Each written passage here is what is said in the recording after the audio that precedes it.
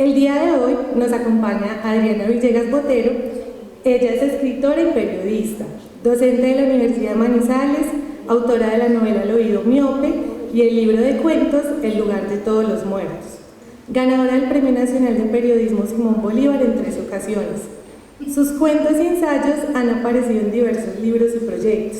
En 2022 hizo parte del equipo que redactó el informe de la Comisión de la Verdad sobre el eje cafetero y desde 2015 publicó una columna de opinión en el diario La Patria. Un aplauso.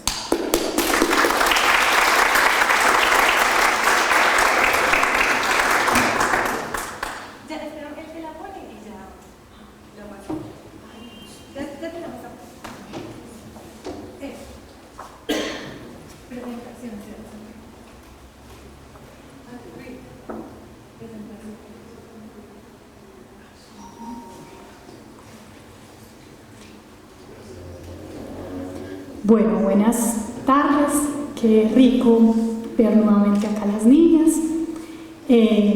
a tanta gente conocida y una bienvenida y un saludo especial, pues a mí me pone nerviosa, pero a la vez me honra tener acá a la familia de Chila Molina, a quienes les pido pues indulgencia porque yo no la conocí. Pero también me siento muy contenta de que puedan a lo mejor conocer alguna faceta de la tía, pues que de lo que vamos a hablar es sobre todo como en su primera juventud. Bueno.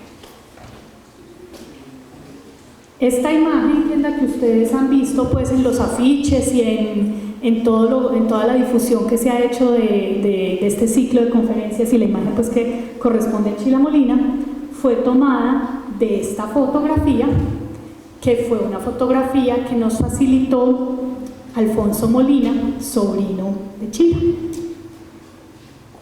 Pero realmente la Chila de la que vamos a hablar hoy no es esta, sino más bien esta, es decir, una mujer mucho más joven, porque la escritura de la que vamos a hablar hoy es lo que yo he encontrado que ella produjo en su primera juventud.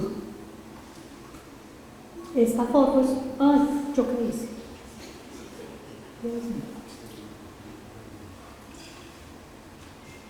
Esta foto es un recorte de esta foto, donde ella aparece con otros miembros de su familia, hermanas.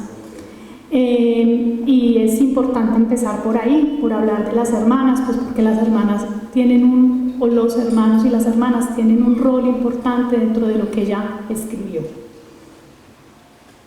Esta es la partida de autismo.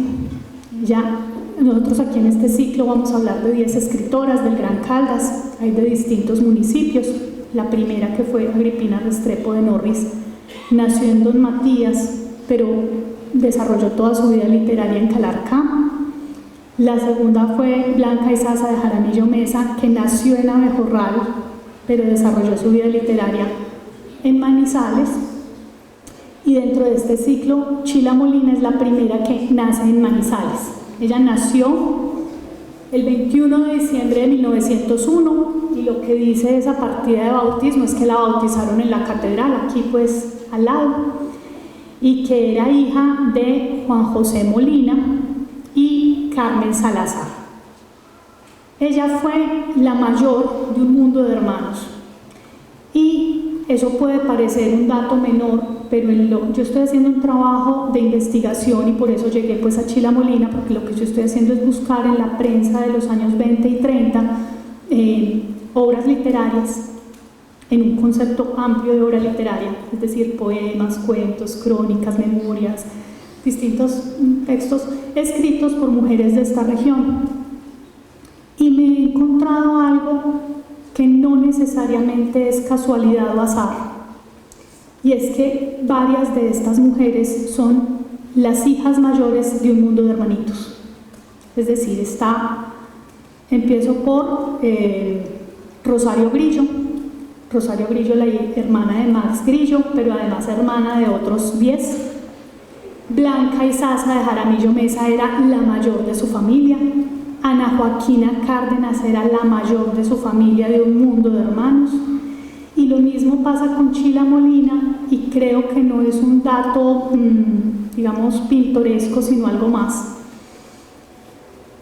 Por ejemplo, en un libro que publicó Rosario Grillo cuando tenía 90 años, que es la compilación de sus cuentos, Max Grillo dice que recuerda que su abuelita, enferma, le pedía a Rosario que le contara cuentos.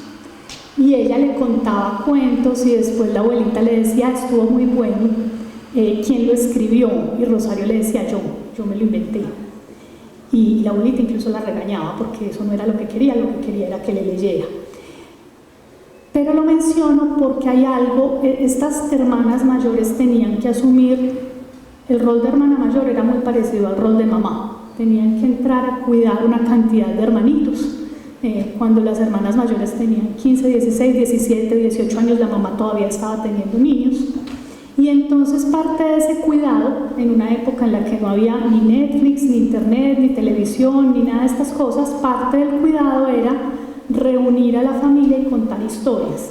Y ese contar historias que aparece en algunas más fuerte que en otras, por ejemplo en Hugo Jaramillo, por ejemplo en Chila Molina, la presencia de las anécdotas de los niños en sus propios relatos, en sus propios cuentos. Entonces menciono que era hija mayor, como yo, porque creo que no es fortuito que eso pueda desencadenar en el desarrollo de una habilidad o de un gusto o de una capacidad narradora. Bueno. Dice Paloma Pérez Sastre, que es una investigadora de escritoras, que para ser escritora en estas épocas, siglo XIX, comienzos del siglo XX, usted era una de dos. O era miembro de la élite, bien fuera porque su papá era de la élite o su esposo era de la élite, o era profesora.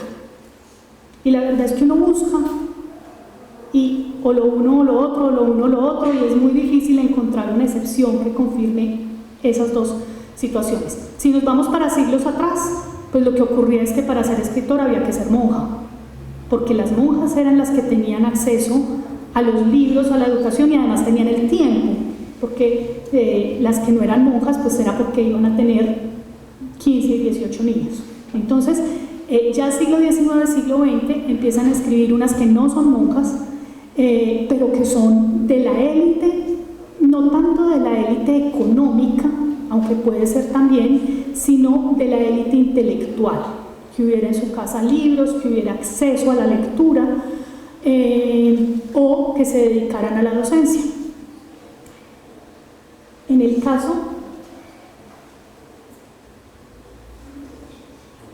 caso de Chila Molina, ella fue hija y nieta de escritores o de personas que ejercieron, entre otros roles, la escritura. Este es el abuelo, Juan José Molina Ángel. Y copio aquí, hay un documento que es muy útil cuando uno está estudiando estos personajes del siglo XIX y comienzos del XX, que es el diccionario biográfico y bibliográfico de Joaquín Ospina. Joaquín Ospina es un señor que nació en Neira y vivió muchos años en Salamina, y por allá en los años 30 hizo una enciclopedia, un diccionario de pequeñas biografías, que una cosa es decir que lo hace uno hoy y otra cosa es hacerlo en los años 30 cuando no había internet. Y ese diccionario tiene 6.000 entradas, es decir, el señor hizo 6.000 microbiografías de personas de Colombia, desde la conquista hasta su época, digamos, y en ese diccionario aparece Juan José Molina Ángel. Juan José Molina Ángel es una persona que vivió en Medellín, y a esta región le interesa porque además de sus labores como abogado y en fin, pues como su labor profesional, él fue, primero que todo escribió una antología literaria de autores antioqueños. Esto es de 1876. Pero además cofundó el Oasis y fundó la Miscelánea. que fueron dos revistas que en su momento, finales del siglo XIX, publicaban autores locales, incluyendo mujeres. El Oasis es una belleza para nosotras, las mujeres de acá, porque en el Oasis publicó Agripina Montes del Valle un ensayo que es muy hermoso, que se llama Proyectos de Literatura. A las mujeres les encanta hablar de estoy como que me muevo, pero no me puedo mover por el micrófono. Ay, gracias. Bueno, a las mujeres nos gusta mucho hablar de Virginia Woolf y de la habitación propia, que básicamente lo que dice Virginia Woolf por allá en 1927 es que si las mujeres no han escrito más o si no hemos escrito más es porque no tenemos una habitación propia, que necesitamos una habitación propia, es decir, un espacio de la casa para podernos encerrar a escribir y además un ingreso pues para poder escribir. Y ese ensayo y sobre todo ese concepto de la habitación propia, pues eso todavía se utiliza mucho en los textos sobre literatura femenina. Y resulta que 50 años antes, Agripina Montes del Valle, en el Oasis, publicó un texto que se llama Proyectos de Literatura, que dice lo mismo. Dice que ella tiene también un mundo de muchachitos. Y además lo dice con humor, es una belleza porque hay humor en ese texto. Dice que ella todas las noches llega, que ella tiene una historia en la cabeza que quiere escribir.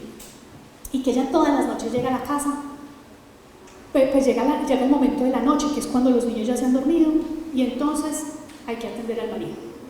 Y al otro día se va a sentar a escribir, pero el niño está enfermo.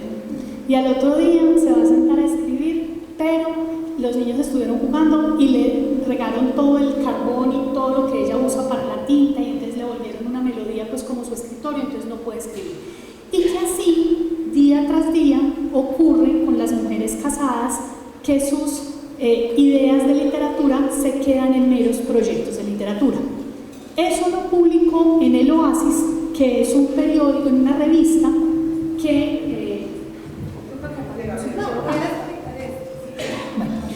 que es una revista que cofundó Juan José Molina Ángel y fundó La Miscelánea, que en La Miscelánea también publicaron muchísimos autores de finales del siglo XIX de esta región.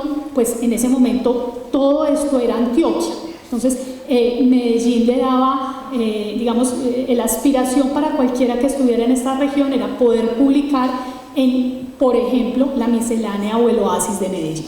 Bueno, entonces este fue Juan José Molina Ángel, el abuelo de Chila. Pero resulta que su hijo, Juan José Molina Vélez, yo buscando textos de mujeres escritoras en La Patria, me encontré un cuento de Juan José Molina Vélez, o sea, el papá de Chila. Es decir, no solo escribía Chila, no solo escribía a su abuelo, sino que también escribía a su papá. Juan José Molina Vélez es una historia que yo no sé Chila por qué me escribió ese cuento, porque eso da para un cuento. Él estudió para ser sacerdote y él se iba a ordenar como jesuita en España. Hizo los votos. Esto lo supe porque me lo contó la familia. Entonces hizo los votos, pobreza, obediencia, todo. Vino a Colombia a despedirse de la familia. Y en la despedida de la familia conoció a Carmen Salazar y se despidió de los votos y se casó con Carmen. Se casó en enero de 1901 y en diciembre de 1901 nació Chila, la hermana mayor. Pero entonces estamos hablando pues de un hombre que tenía una formación como sacerdote, pero además sabemos que la formación para los sacerdotes era una formación académicamente muy rigurosa y muy completa, digamos, con profunda estudio de las humanidades. Y este cuento es un cuento que aparece en la sección cuento, pero que cuando uno lo lee, uno siente que le está contando una anécdota de la vida real, es decir, él como que no tiene el tono de la ficción, él está contando un paseo que hacen cerca de Medellín, él con unos amiguitos, porque es una voz infantil, y van con un perro, y en la caminata llegan, además es muy bonito porque habla de los nísperos, o sea, de todas las frutas como locales, bueno, y llegan y se viene un toro y entonces tienen que correr para huir del toro y el perro está ahí y lo salva y bueno, entonces es como toda una anécdota de un paseo, de una caminata con los amigos y dejo acá al final pues que está como la firma de Juan José Molina. Bueno,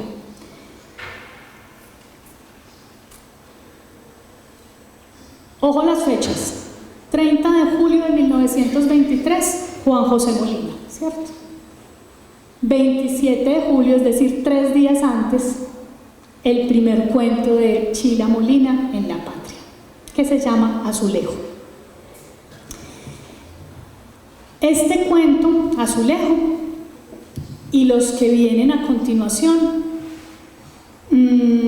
estamos hablando 1923, o sea que Chila Molina tenía 21 años cumplidos. Y aquí hago un paréntesis para hacer un llamado de atención. Puede que a uno hoy, 2023, le parezca pues normal que una muchacha de 21 años publique un cuento. Pero resulta que es que antes de Chila, en los periódicos de Caldas, solo 2 habían hecho eso. En 1916, en abril de 1916, Blanca Izaza publicó un cuento que se llama Sueños de Amor en Renacimiento y al mes siguiente publicó otro que se llama Vencedor. Y en meses antes de este, Uva Jaramillo Gaitán había publicado un cuento, pero es que cuando Uva Jaramillo publicó su cuento tenía casi 30 años, mientras que Blanca sí era pues también jovencita. Entonces, hay como mucho arrojo en ese gesto de lanzarse a publicar un cuento en tremenda juventud con un aditamento, y es que Blanca Izaza y Uva Jaramillo también publicaban poesía. Lo que se esperaba de las mujeres en esa época, y lo ha escrito el profe Jorge Mario Ochoa, lo esperable de las mujeres era que fueran poetas, eso era lo bien visto. Y resulta que Chila, por lo menos yo no le conozco ningún poema. Chila se lanzó con tremenda juventud de una vez como narradora, ¿sí? Entonces ahí hay como un gesto que a mí me parece que es de mucho atrevimiento. Bueno, entonces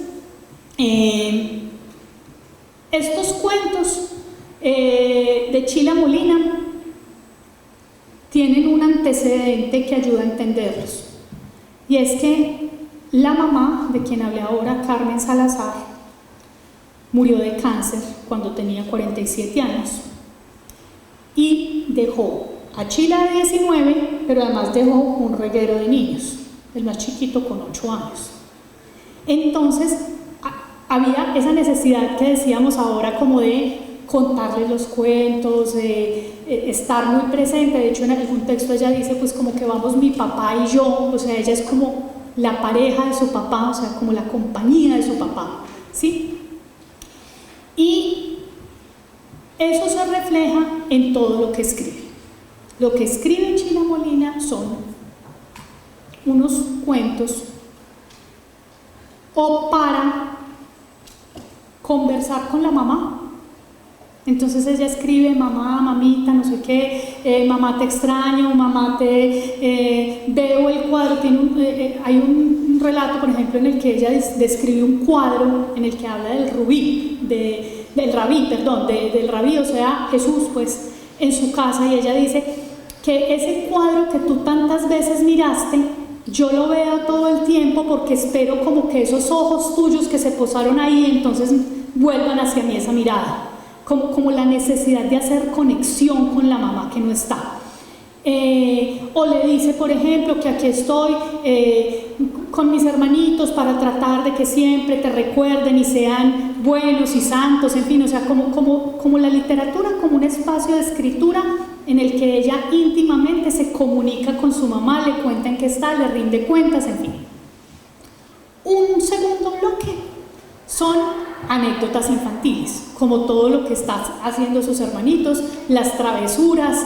Entonces, por ejemplo, tiene un cuento que además publica en 3 entregas. Entonces, en una sección vamos a ver folletín de La Patria, y entonces es una señora, además el cuento es serio, es una señora que el marido le regala un escaparate y ella está feliz porque el escaparate, y no tenía escaparate, y es un mueble muy elegante. Entonces va a hacer un algo en la casa con la mamá y la hermana para mostrarles el escaparate, y la hermana tiene mejor posición social, entonces es como para ella un orgullo poderle mostrar a su hermana rica que ella tiene un escaparate.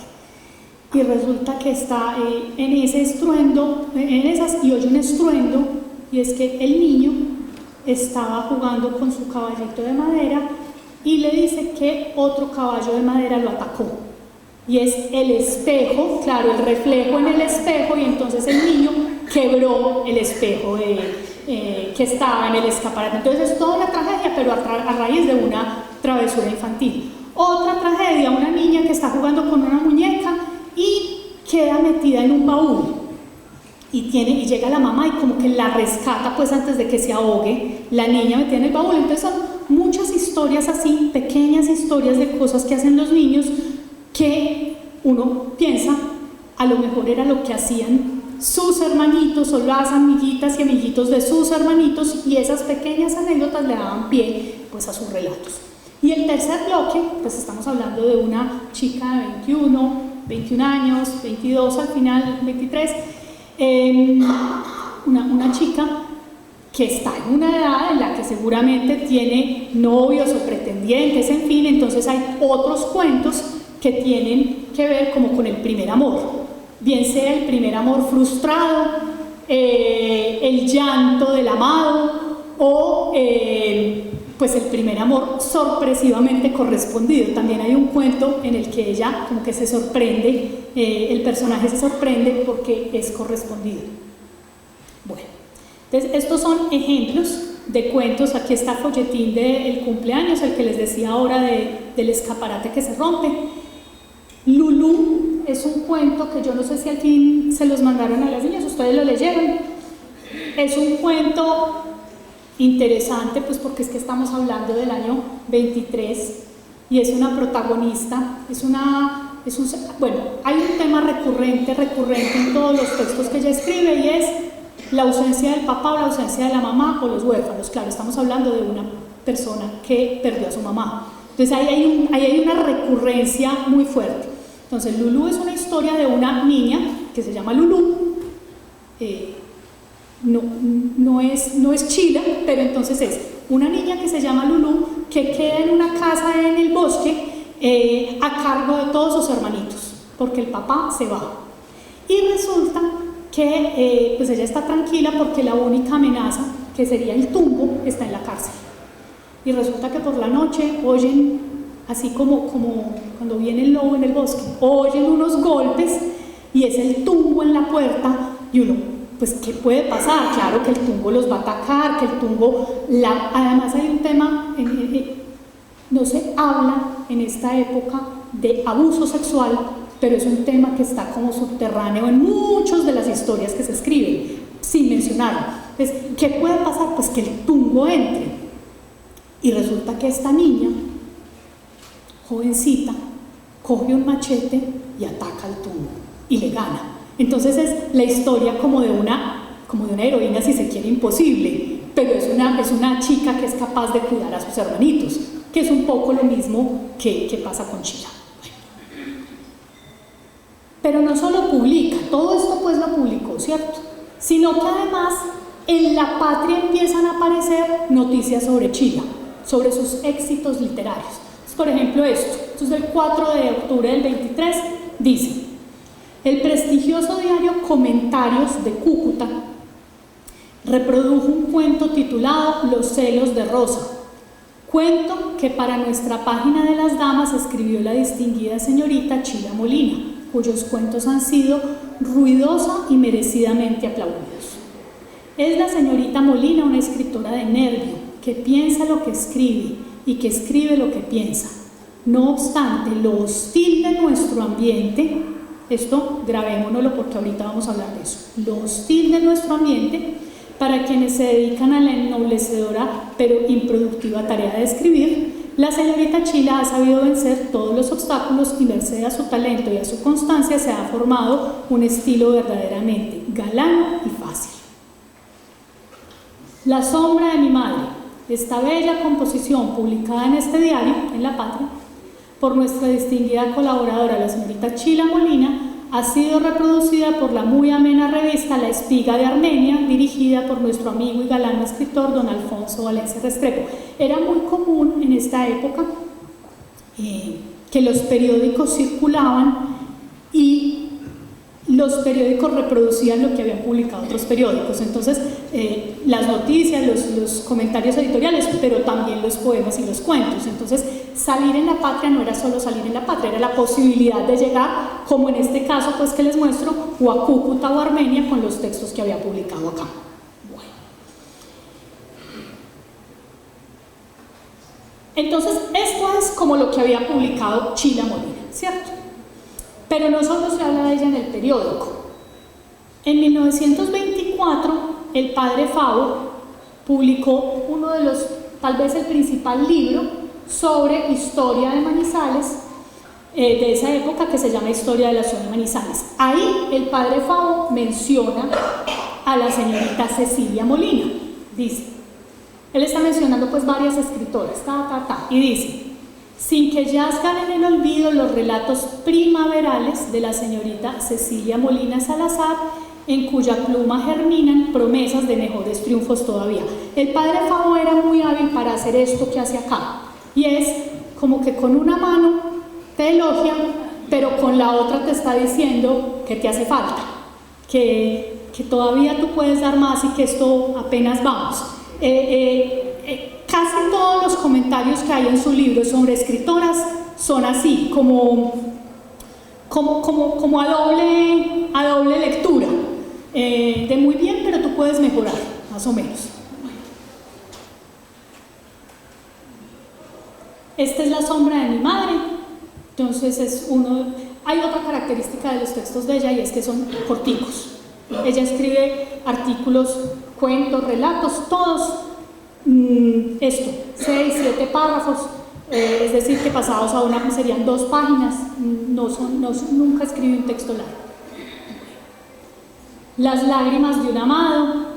Las lágrimas de un amado es un texto donde ella dice que ojo, el primer párrafo: si son muy conmovedoras las lágrimas de unos bellos ojos de mujer, pero aún más lo son en los ojos de un hombre, porque cuando un hombre llora es porque el caudal de lágrimas que le brilla dentro ya no puede caber en el pecho y se desborda por los ojos.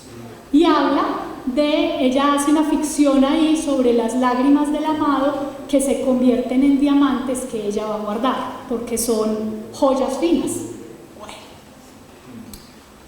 Si yo fuera la brisa, a mí este texto, cuando lo leí, ojo, este texto está dedicado para ti que no has sentido sobre tu frente besos ni caricias de madre. Es decir, le está escribiendo, se supone que el motivo del texto es, otra vez, ser huérfano. Sin embargo, yo lo leí y me acordé de una anécdota que hay por ahí de un crítico que se llama Roger Caillois, yo no sé francés, que debate con Vargas Llosa sobre La ciudad y los perros. Y en algún momento el crítico le dice: pasa tal cosa, y Vargas Llosa, que es el autor, le dice: no, pues ¿cómo se le ocurre? Y el crítico le dice: usted no ha entendido la novela que escribió, porque a veces los lectores ven cosas que el mismo autor no vio. Yo leí este texto publicado en el 23 por una mujer, y a mí me parece que este texto puede tener una lectura en clave erótica. Me parece que si uno le quita este pedacito en el que ella está diciendo que le está escribiendo a quienes no han sentido besos ni caricias de madre, todo el texto admite una lectura ya no le está escribiendo a alguien que desea que llegue la mamá, sino que desea que llegue el amado.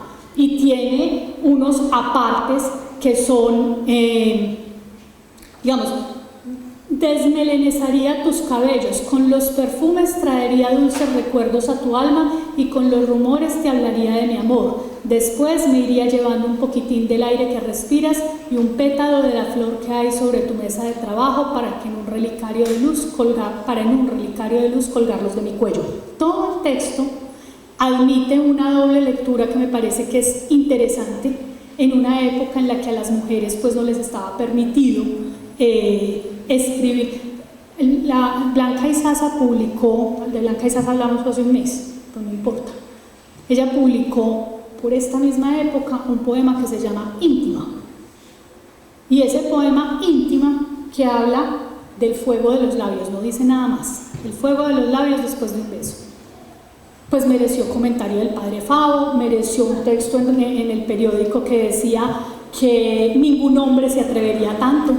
Entonces, claro, es una época en la que pues se espera de las mujeres otro tipo de textos, y por eso esta pieza en particular me parece pues muy interesante. Bueno, diciembre del 23, todo lo que dijimos hasta ahora salió en La Patria, pero resulta que también escribió en La Voz de Caldas. La Voz de Caldas es un periódico que fundó Eudoro Galarza Osa, el primer periodista asesinado en Colombia por ser periodista, lo mataron acá en el 38. Él fundó ese periódico en 1926, en enero, y rapidito, Chila Molina publicó ahí un texto en el 26 y otro en el 27. De este del 26, que es Salve Tierra Mía, es este fragmento que fue el que nos leyó Beatriz al comienzo. Yo soy hija del Ruiz, siento la nostalgia de no verle, y a mí personalmente me parece muy bonito que estas señoras de las que hablamos todas ya están muertas, que algún día nosotros estaremos todos muertos también, pero que los textos le hablen a algo que permanece para las otras generaciones, como es el Ruiz. Hoy nomás La Patria hable con el Ruiz, ¿cierto? Y que ella hace un siglo le escribiera al Ruiz. O sea, ahí ocurre un poco lo que la misma Chila decía con el cuadro del rabí, que los ojos se reflejan y la mamá ya no está. Eso es lo que pasa con el Ruiz. Todos lo vemos, todos le escriben, y los que ya no están, pues leemos en el Ruiz, leemos, digamos, del Ruiz eso que ya no está. Bueno, entonces este texto es una nostalgia que ella escribe desde Pereira, y ahí hay una novedad, y es que hasta aquí estaba en Manizales y aquí ya está escribiendo desde Pereira, y es una nostalgia de esa ciudad. Ella dice: mis mayores vinieron un día de la vieja Antioquia y confiados colgaron su nido en tus laderas. Ella le está hablando a Manizales. Domeñaron tus montes, le arrancaron a tu suelo una fortuna y te dieron sus hijos, y esos hijos te supieron querer y a su vez sembraron un enorme cariño por ti, para ti en los suyos. Por eso te quiero, tierra mía, por eso te adoro, por eso en mis horas de nostalgia y desesperación echo de menos tu cobijo amoroso.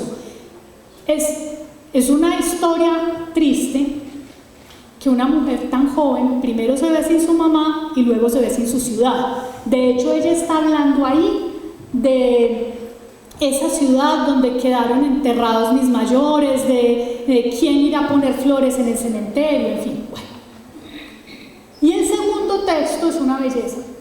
Se llama Lo triste es así, y estamos en el 27, y entonces en el 27 Manizales tiene cable aéreo, y estamos en el auge del tren, y está el automóvil, y ella le escribe a los bueyes: lo triste es así. O sea, ella en este texto, una crónica, habla de todo muy bueno, el progreso muy bueno, pero le debemos todo a los bueyes. ¿Y qué va a pasar con los bueyes? Que ya a nadie le importan porque a nadie le sirven. Entonces hay como toda una sensibilidad ahí en la que no se desdeña, ¿cierto?, el progreso, que el progreso además es un tema muy recurrente en las escritoras de esta época, como todos los adelantos tecnológicos, pero es una nostalgia. Yo leía esto y yo pensaba Memo Vallejo y su monumento a los colonizadores con todos los bueyes, ahí está como clara la conexión. Entonces, ojo, ella le está hablando acá a los bueyes, y sobre el recuerdo de estos pasivos auxiliares del engrandecimiento de la tierra, no flotarán más que las flores del olvido, que es de humanos olvidar en la abundancia a los que nos ayudaron en la adversidad. Lo triste es así. Y firma en Pereira. Muy bien. Entonces, lo que yo he encontrado hasta ahora en las búsquedas que he hecho de archivo, porque no lo he dicho, pero es el momento de decirlo, estamos hablando de una escritora, otra como Agripina Restrepo de Norris, la primera de la que hablamos, escritora sin libro, escritora que nunca publicó un libro, firmado por Chila Molina, eso no existe. O sea, usted va a una biblioteca, va a una librería, no existe un libro de Chila Molina. Lo que hay de ella es lo que ella publicó en periódicos y revistas. ¿Qué he encontrado de ella? Entre julio de 1923 y agosto de 1927, es decir, 4 años, pero realmente en el último año solo es un texto. Son 11 cuentos, 3 crónicas, 3 prosas líricas y 2 críticas sobre la obra de ella, además de las 2 noticias que leímos. ¿Qué pasó en esta época? En estos añitos que ella escribió, pues ni más ni menos que pasó el incendio de Manizales. Del año 25, bueno, en el 26 hubo otro, pero en el 25 hubo uno enorme que quemó todo esto en donde estamos, donde hoy estamos fue fuego. Se quemaron 32 manzanas y de Manizales hace un siglo, o sea, imagínense donde hubiera un incendio hoy y se quemen 32 manzanas, pero pues es que hace un siglo. Y entre las cosas que se quemaron está el Archivo de la Patria desde junio del 24 y todo el 25. Entonces, es muy posible, porque el ritmo venía así, ¿cierto? Es muy posible que en ese segundo semestre del 24 y en el 25 Chila Molina hubiera publicado cosas en La Patria. La Voz de Caldas no, porque la Voz de Caldas empezó en el 26. Pero en La Patria sí, pero eso se perdió en el incendio. Por eso es tan importante lo que está haciendo ahora el banco de digitalizar el Archivo de la Patria, porque si no se digitaliza, eso se quema y hasta ahí llegó. Entonces no sabemos si hubo más, pero por lo menos hay esto. Y lo que también es claro es, no me es claro si como consecuencia del incendio, o en todo caso después del incendio, en la época del incendio ella deja Manizales y se va a vivir a Pereira. Y el tema del incendio aparece en este Salve Tierra Mía, ella habla del incendio. Pero no es claro ahí si lo vivió o está triste por el incendio que ocurrió y que ella desde Pereira, digamos, lo sufre. Caso es que en muy corto tiempo escribe todo esto. Después de eso, ¿qué? Yo busqué, el archivo del diario de Pereira está digitalizado. Entonces, como está digitalizado, la búsqueda es muy fácil. Yo busqué en el diario de Pereira, porque en La Patria de Manizales y en La Voz de Caldas, hasta el año 39, que es donde yo estoy haciendo la investigación, no hay una línea más. Es esto y ya. En Pereira, en el 33, aparece esta noticia: cinematógrafo público. Hubo diversas funciones en la plaza de la estación organizadas por las señoritas Chila Molina y Raquel Sánchez y los señores Jorge Gregory y Juan Suárez. Es decir, ella en Pereira, por lo que se lee de acá, se conecta al mundo cultural, a actividades culturales. En un libro que salió hace poquitico, ahora en pandemia, del diario de Pereira, mencionan a Chila Molina, pero ya en un rol muy distinto. Dicen: no podemos dejar de lado las mujeres que terminaron sus estudios en la unidad sanitaria y quienes quedaron habilitadas para ejercer con lujo de competencia la labor de enfermeras. Y entre las enfermeras está Chila Molina con su hermana Lucila Molina. ¿Sí? Y de hecho hay una tesis de la Tecnológica de Pereira que habla del rol de las mujeres en los años 30 y menciona a Chila Molina y a su hermana Lucila, pero las menciona en el rol de enfermera. Ella se vinculó, dice, a un proyecto La Gota de Leche, y Chila Molina tenía a su cuidado, dice esa tesis, niños enfermos de sífilis. Y entonces la mencionan, pero en un rol de enfermera. Como escritora, hasta estos años, todo esto, y de ahí para adelante, yo no tengo referencia de nada más. ¿Qué podría haber pasado? Muchas cosas. Cambió de ciudad, se casó. Ahora me estaban contando que ella se casó con un viudo que tenía 5 hijos, entonces se dedicó a los niños, pero además, pues ser enfermera también quita mucho tiempo. Bueno, sin embargo, algo pasó acá localmente que me parece interesante contarles. Entonces, en este momento entramos en la sección del dulce sabor del chisme, y es el 22 de noviembre, Chila Molina venía publicando, y hago este paréntesis. La Patria se funda en 1921, junio de 1921. Blanca Izaza, que era la más famosa y reconocida escritora local, publica 2 cuentos en el 2021, otros 2 cuentos en el 2022. ¿Sí? O sea, un año, 2 cuentos. Ese es más o menos el ritmo. Por allá en el 2022, una señora escritora de Medellín que se llama Sofía Ospina de Navarro publica un cuento en La Patria. Y Hugo Jaramillo Gaitán, 2 cuentos en La Patria, durante un año. ¿Sí? Y resulta que Chila Molina empieza a publicar en julio del 23, y en solo el mes de octubre publica 4 cuentos. ¿Sí? O sea, esto es en julio, en agosto, en septiembre creo que 2 o 3, y en octubre 4. Esto es una producción muy frenética. Muchos textos incluso aparecen con la fecha en la que ella los escribe. Y, como quien dice, el periódico es de hoy y la fecha de escritura es de ayer.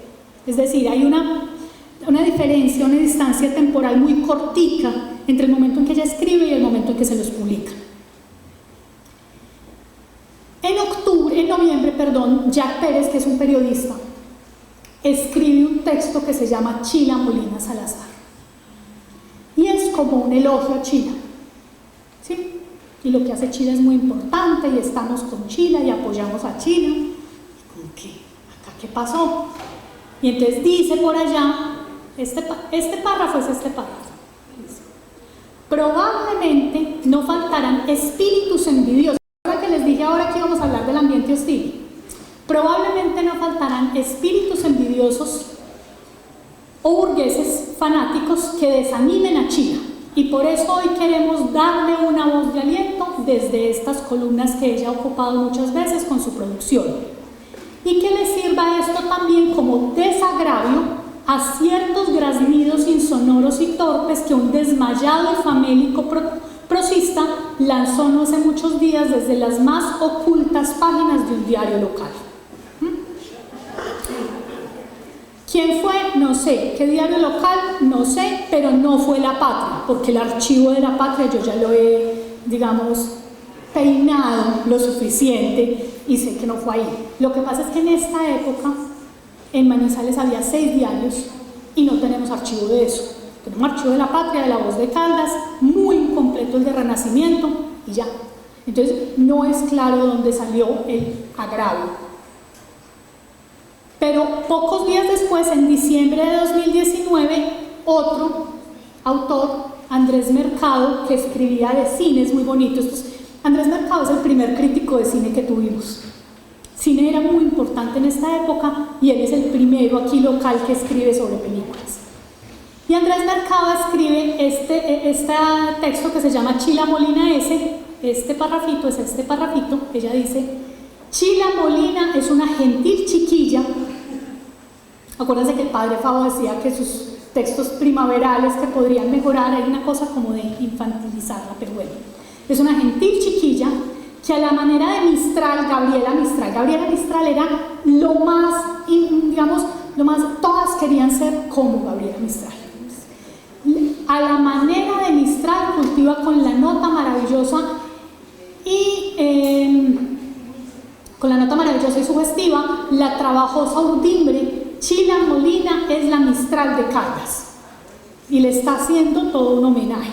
¿Por qué? Entre este texto de noviembre del 22 y el de diciembre del 23, Jack Pérez, el autor de la primera nota, publica una entrevista muy interesante a Uva Jaramillo Gaitán. ¿Quién era Uva Jaramillo Gaitán? Junto con Blanca Izaza, la escritora más importante que tenía Caldas en ese momento. A este momento, Uva Jaramillo ya había publicado en la novela semanal, entonces ella se consideraba novelista, ¿cierto? Era la novelista, la única novelista. Y entonces la entrevista empieza, de hecho es una belleza el título, media hora con la señorita Uva Jaramillo. Eso es un título periodísticamente hermoso. Bueno, entonces empieza que sí, que llegamos a la casa de Uva Jaramillo y que ella es muy importante y hablan, y eso hablan de lo divino y lo humano y todo lo escribe el prosista, el periodista. Y en algún momento ella le dice, no están hablando de Chila, ¿no? Están hablando de la obra de Uva. Entonces ella le dice, Uva, dice, tengo un papá que me dice, cuidado con volverte un anuncio permanente, que eso es cansón y detestable en asuntos literarios. Yo encuentro prudente este consejo y como en verdad cuando no se es un Darío o Aldo Hugo, podemos cansar a quienes tienen la paciencia de leerlos. Al que le caiga el guante. Pero en la misma entrevista dice, jamás he dejado de hacer un tejido y de barrer hasta los patios por escribir un cuento. Además, como la afición hace que se escriba sin esfuerzos, es rosa de un momento llenar un montón de cuartillas. Entonces después siguen hablando y el periodista le dice, ¿usted qué opina de los articulistas que hablan mal de las escritoras en la prensa?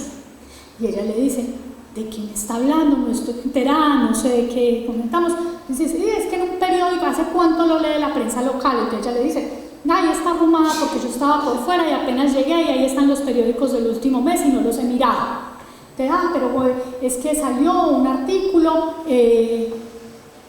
denigrando de una escritora en un periódico local. Entonces le dice, un periódico local me hace cavilar usted.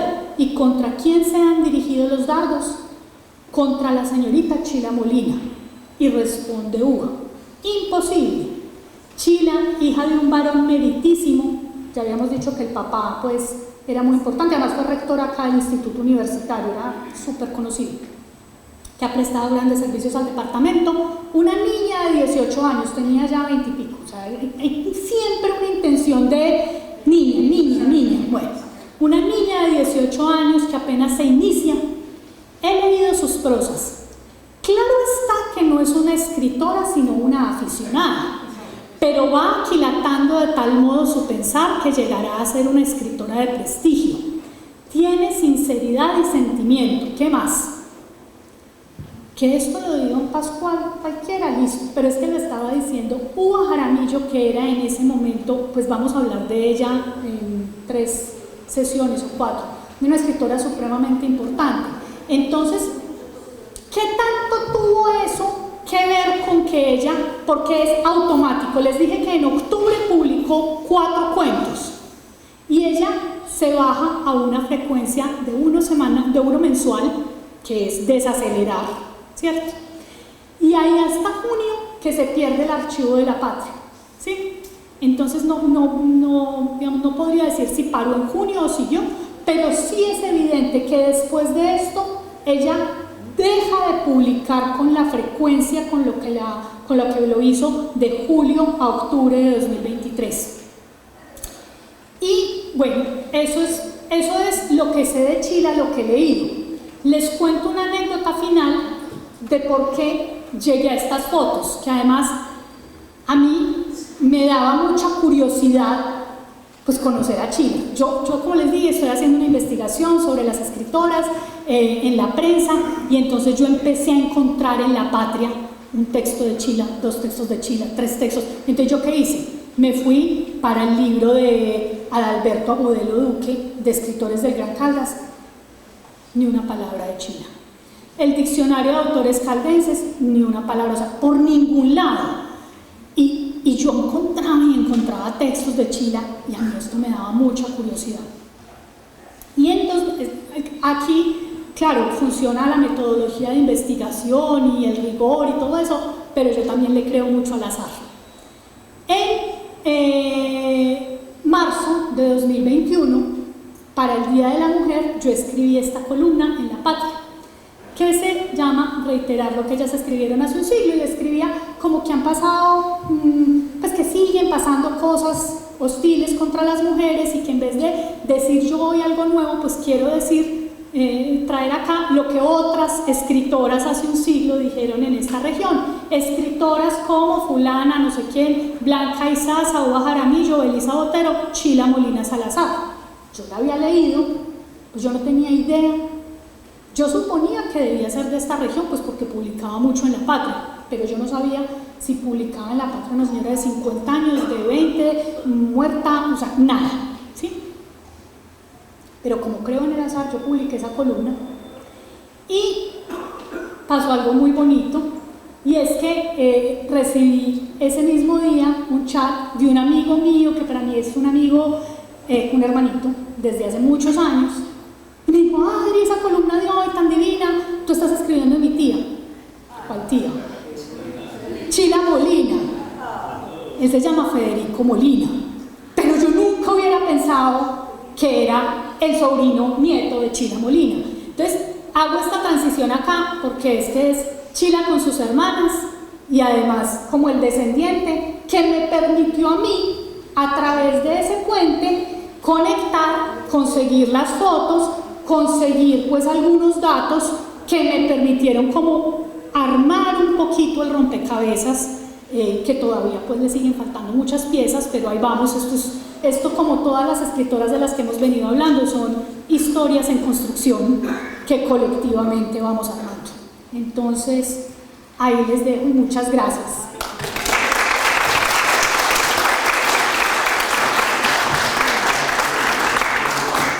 Bueno, y si alguno tiene preguntas o comentarios, yo me voy a sentar, voy a tomar agüita.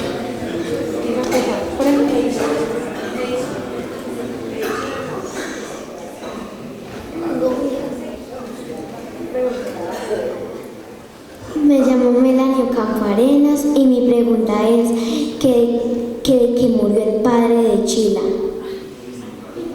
¿De qué murió el padre de Chila?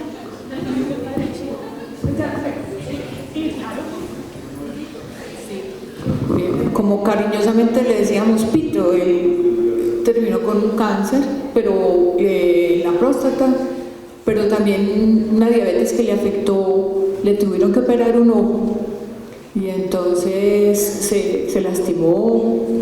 Él murió de 85 años, y entonces todo eso se le juntó y le causó la muerte. Muchas gracias.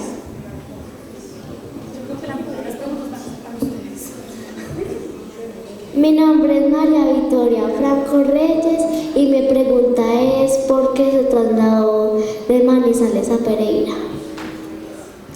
No sé, yo especulo que algo tuvo que ver el incendio. Cuando ocurrió el incendio de Manizales, tuvo 3 incendios muy devastadores, uno en el año 21, otro en el 25 y otro en el 26, pero el incendio más devastador de los 3 fue el del año 25, y como hubo una destrucción tan grande, pues es que 32 manzanas. Entonces ese incendio está muy bien contado en una novela, que es la primera novela que se publicó en formato de libro, y de ella vamos a hablar en otra sesión, que se llama Una mujer, y la escribió Natalia Ocampo de Sánchez. Y la narración que hace de ese incendio es absolutamente dramática.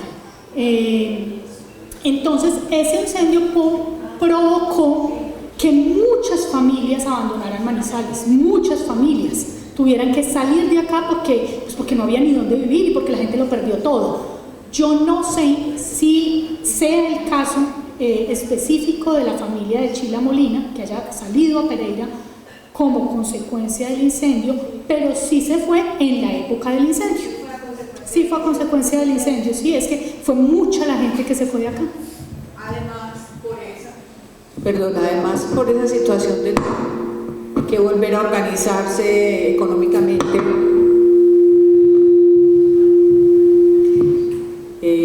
sobre todo mi abuelo Pito, a ellos le tocó ponerse a trabajar. Eso fue lo que hizo, una de las cosas que hizo, pues que suspendiera su labor de escritora, aunque tuvo una un programa radial que era escuchado por toda la región, que se llama María Señora del Hogar. Cuando eso, la radio era la que unía a las familias a las 5 de la tarde a la hora que se llamaba de la oración. Era cuando rezaban el rosario y prendían la radio.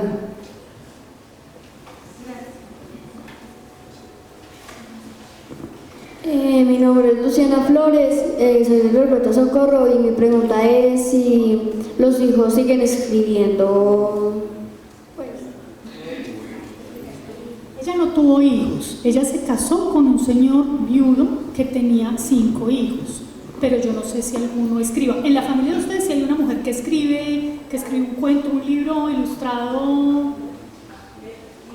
Otro sobrino, Eduardo Molina, escribió 3 libros, uno que se llama sobre el puente de Miranda, que se llama Camposanto. Un sobrino de ella ha escrito 3 libros. Ella murió, Eduardo Molina, en Pereira. Y yo conozco un libro ilustrado sobre el racismo, un libro para niños, sobre el racismo que salió hace no mucho, que me lo regaló Federico, que me dijo, no recuerdo el nombre de la autora, pero es una prima segunda de apellido Molina. Quisiéramos conocerla. Te voy a decir. Sí, pero ella no tuvo hijos. Pues hay una sobrina también que escribió, que es en Venezuela premiada con premios sobre la educación, premios nacionales de la educación. Se llama Liliana Molina.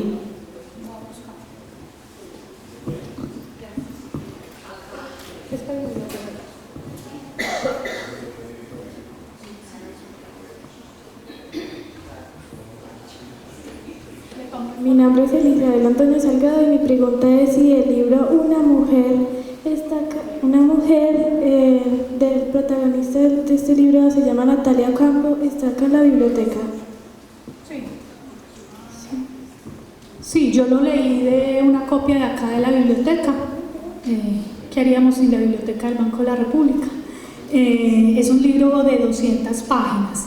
No sé si está en esta sede o lo trajeron de Bogotá, pero sí se puede leer acá.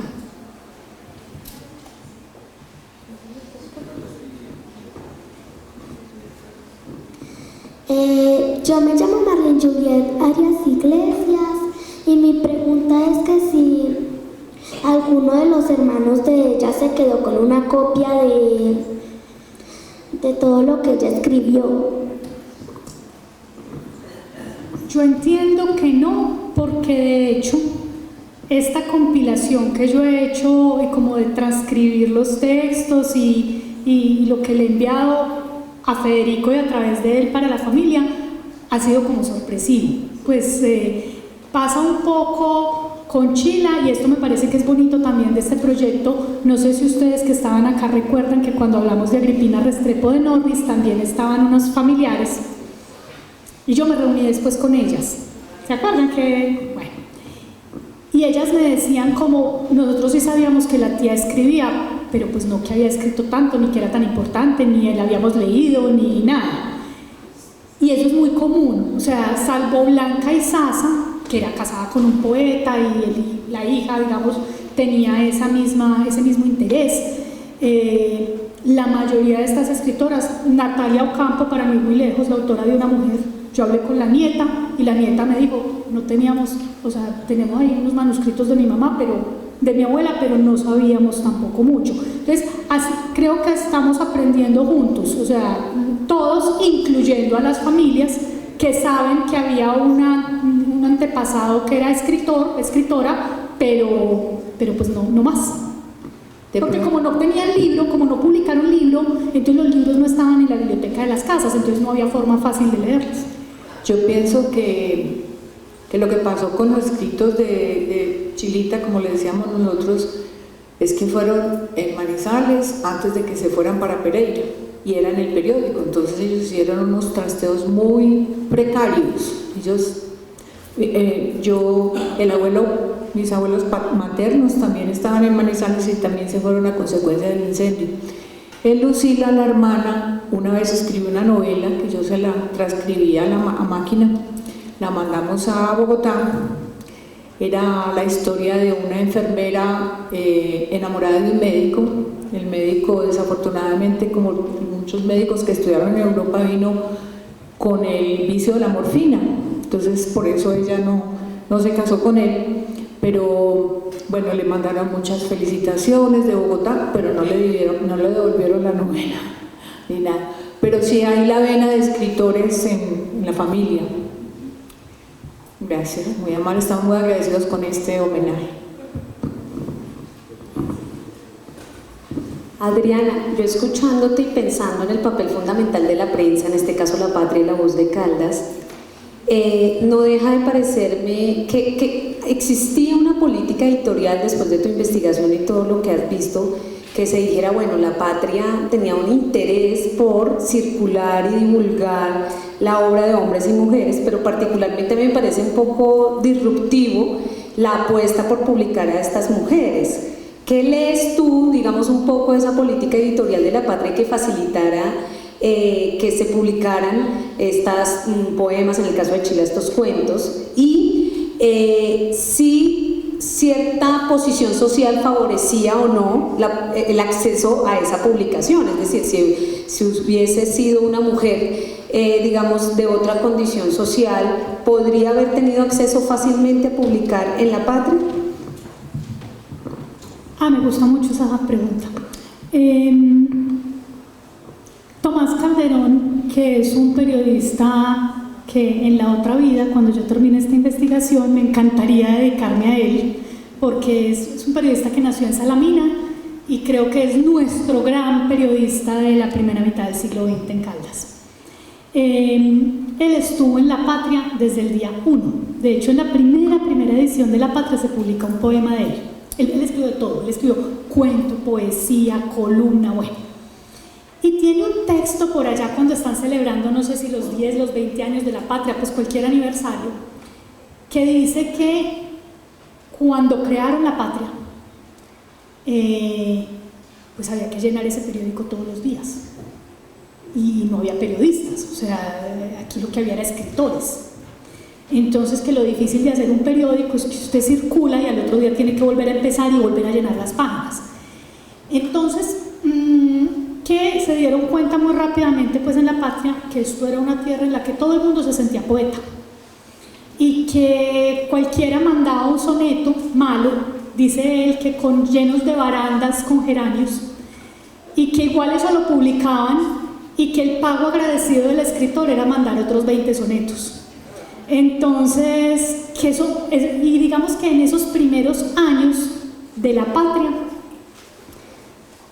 yo creo que prácticamente todo lo que les llegaba de literatura lo publicaban, la buena, la regular, la mala, la pésima, mucho extranjero, o sea, aquí por los cables de agencia llegaba pues muchos franceses, sobre todo españoles, y dentro de los nacionales pues una lista interminable de escritores hombres hoy olvidados. O sea, a veces hablamos de las escritoras olvidadas, pero por cada mujer olvidada hay 100 hombres olvidados. Ahora, puede que justamente olvidados, no tengo idea, pero había muchos nombres, ¿cierto?, de muchos autores que a uno hoy no le suenan a nada. Las mujeres que publicaban en La Patria comienzos era Juana de Ibarburu, Alfonsina Storni, Gabriela Mistral, prácticamente, digamos, ellas, o bueno, españolas también, Emilia Pardo Bazán, bueno. Pero en las locales era mucho más frecuente poesía que narrativa. Por eso es que el gesto de Chila Molina es un gesto importante, porque es joven y publica narrativa y no quiere ser poeta, no es poeta. No es poeta cuando lo que se usaba, lo que se esperaba era ser poeta. Eso de llenar páginas, a veces la primera página de la Semana Santa era hermosa, porque pues hermosa, digo yo, es muy distinta hoy. Entonces era Semana Santa y abrían con una imagen de la Dolorosa o del Cristo, y toda la edición eran poemas y cuentos de autores alrededor de la Semana Santa, de Cristo, de Jesús, del Vía Crucis, sí, o sea, la Semana Santa convertida en motivo literario. La Navidad, lo mismo. El Día de la Madre, lo mismo. O sea, como que era mucha literatura. Ya a finales de los años 20, comienzos de los 30, sobre todo en La Patria es muy notorio cuando asume la dirección Silvio Villegas, eso se profesionaliza. Y entonces empiezan, digamos, unas secciones noticiosas, crónicas, digamos un periódico mucho más parecido a lo que conocemos hoy, un periódico mucho más informativo, y entonces ya no necesitan estos cuentos para llenar el periódico, y se va reduciendo el espacio, y esa reducción del espacio implica que publican poesías que son más cortas que publicar un cuento, ¿cierto? Y al final, mejor dicho, mientras yo la revisión de La Patria del año 21 me pudo tomar un mes, la de La Patria del año 39 me pudo tomar un día, porque al final es muy poquito ya lo que sale, bueno, porque ya está entrando la Segunda Guerra Mundial, entonces ya hay muchos, están en la guerra en España, entonces ya hay muchas otras noticias que copan la agenda, ¿sí? Y la agenda informativa desplaza por completo a la literatura, que era la forma de llenar el periódico, ¿sí?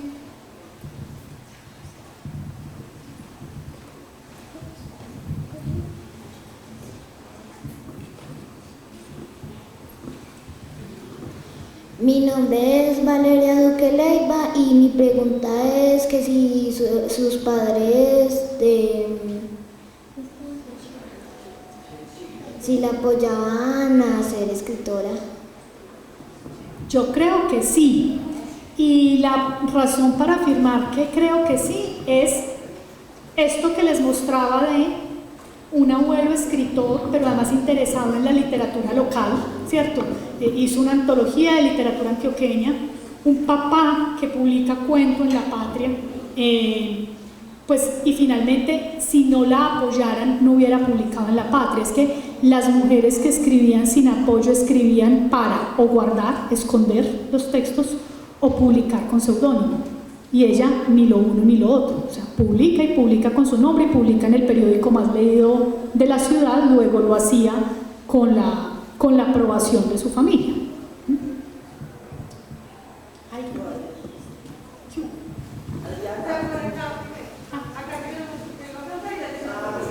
Hola, ¿qué tal?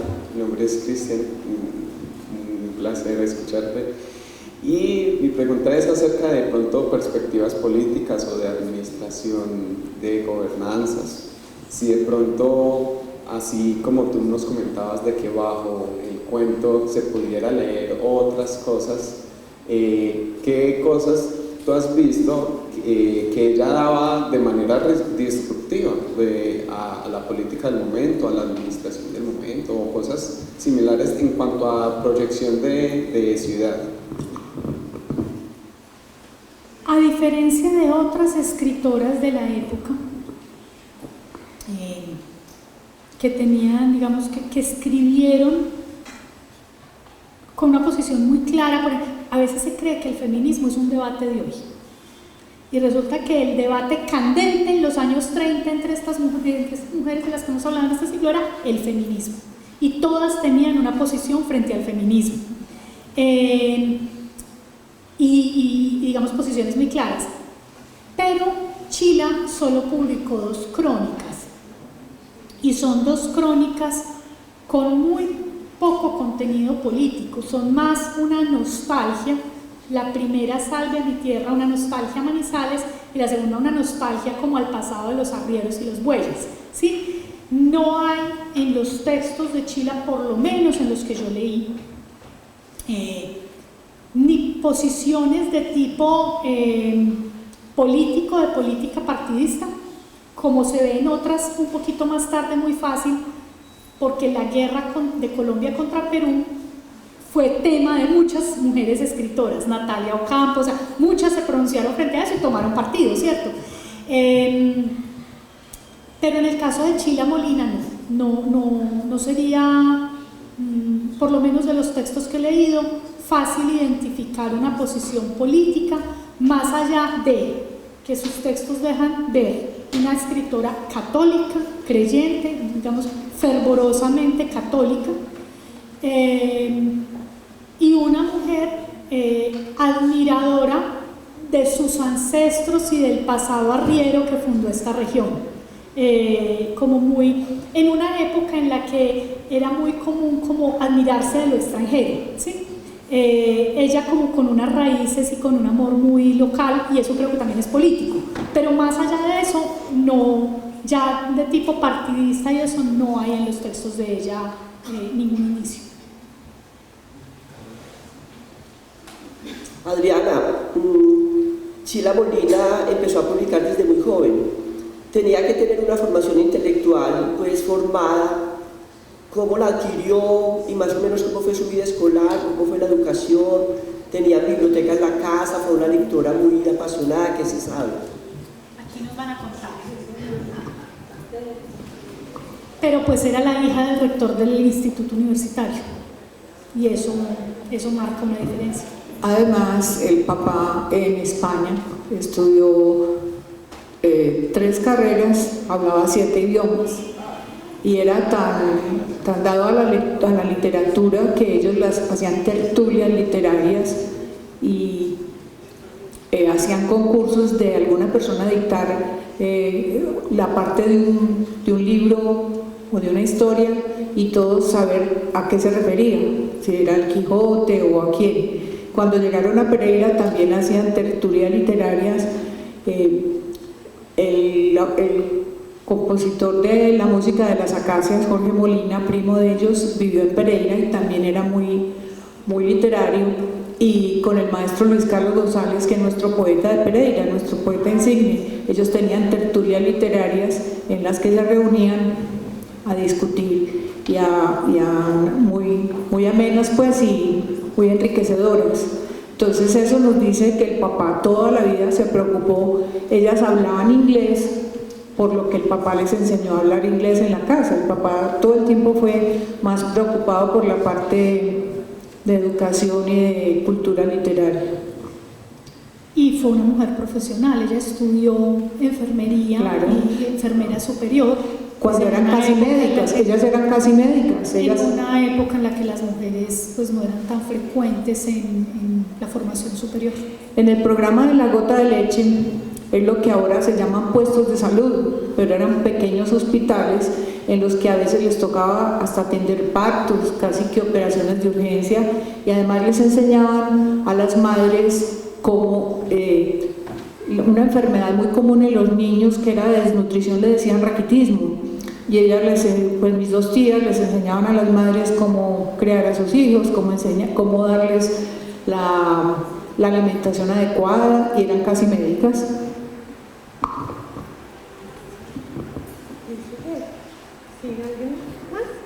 Bueno, yo creo que ya podemos ir finalizando la sesión de hoy. Quedan invitados para la próxima, que será sobre Belisa Botero Mora, el miércoles 24 de mayo, a cargo de Sofía Gómez Piedrahíta. Muchísimas gracias.